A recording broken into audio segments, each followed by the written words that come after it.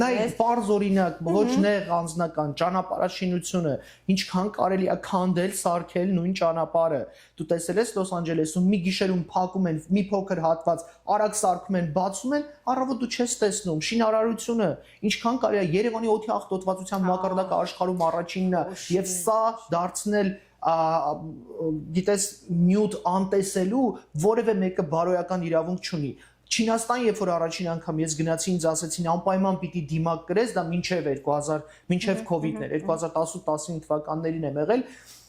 չի հավատում, հետո հանեցի դիմակս ու զգացի, որ կոկորդից խրխռում եմ արդեն, ամեն Երևան գնալով, այդ նույն խրխռոցն է, այդ նույն հազն է, այդ դուք տեսել եք ինչա տեղի ունենում այդ շինարարությունները, դուք գիտեք, որ Երևանում ջրատար խողովակները նախատեսված չեն այդքան բարձրահարկերի համար եւ այն միամիտ մարդիկ, ովքեր այդ բարձրահարկերում տներ են առնում, շատ արագ կանգնելու են ջուր չունենալու խնդրի առաջ։